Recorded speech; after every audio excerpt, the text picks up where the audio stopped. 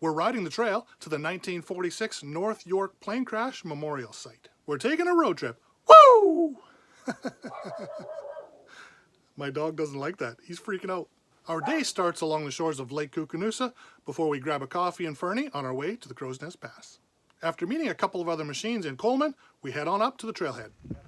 In addition to the usual Polaris Razor and RCAF Wildcat, we'll be riding with 2 more Wildcats, a bike and a quad. Now, seeing one Wildcat in the wild isn't a strange thing, but seeing 3 of them in a pack, that's unusual. It's a pretty standard trail leaving from the loading area, but it doesn't take too long to get into the interesting stuff.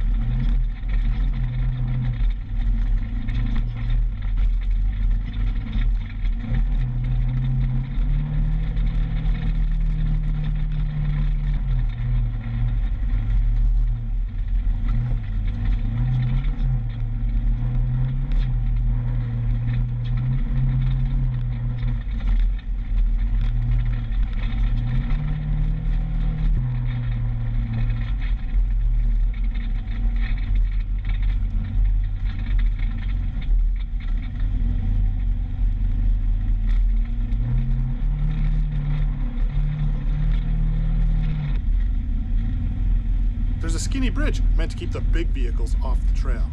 Luckily, we all fit.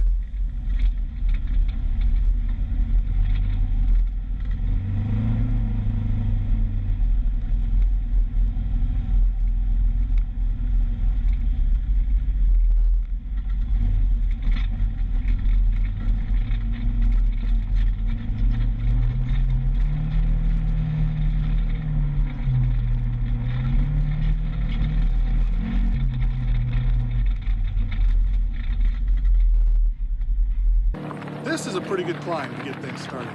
It's quite steep with large rocks everywhere and a bit of rainwater trenched near the top.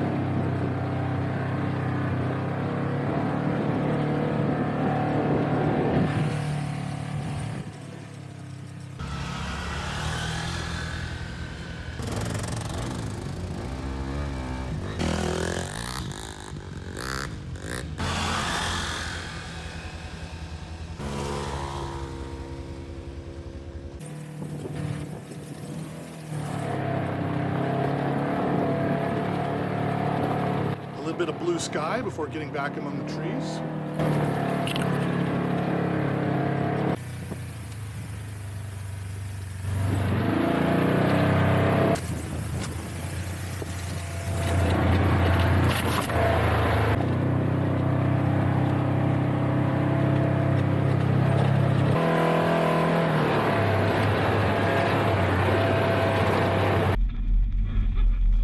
It's nothing crazy, but there's a lot of mud and rainwater in the low spots to keep things interesting.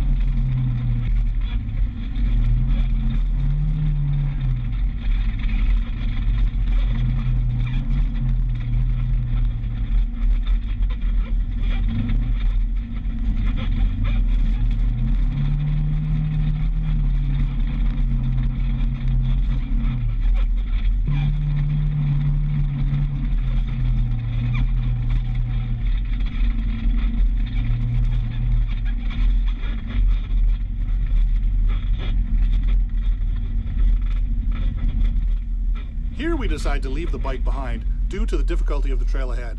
We'll pick it up again on our way back down. The Razor and all the Wildcats handle the terrain like champs, as expected, of course.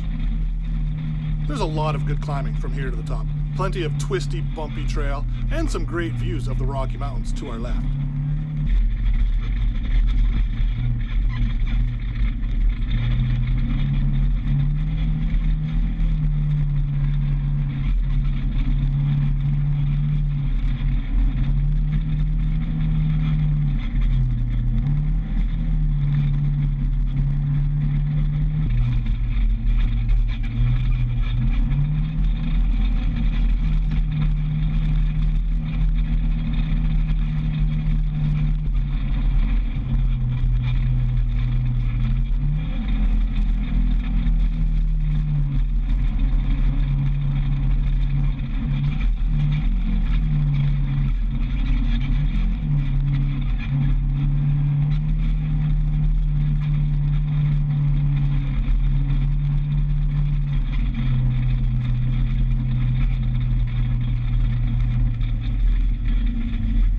Even though I'm a bit behind the group, I have to stop for a few photos. This is beautiful.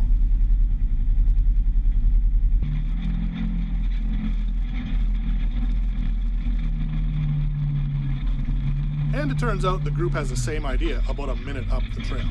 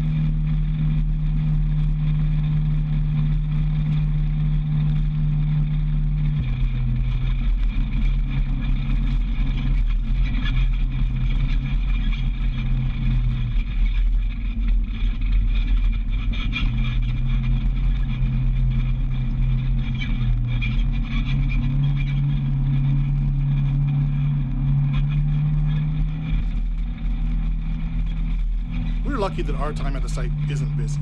There's only one group eating lunch as we arrive, and they get ready to leave pretty much right as we settle in to eat lunch. As we begin to pack up, another 3 groups arrive, and we pass a 4th on the trail. That's going to be busy up there.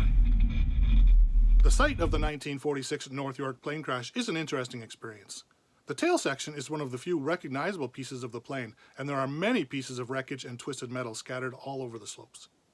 In short, the 7 men left from CFP Comox, then they reported to Cranbrook on their way by, but they failed to report to Cowley a short time later. It turns out the plane started to ice up and one of the engines failed, which meant they couldn't maintain enough elevation to clear the mountains. I'll put a link to more details in the description. One thing I did not like was all the yahoos scratching their name into the tail section of the plane. That's a big insult to everyone involved. If you did this, give your head a shake and have a little bit of respect. Just above the site, there are a couple pretty large chunks of ice. Does that count as a glacier? It is the end of summer and it's about to start snowing again. I think that might be a glacier, even though it's small.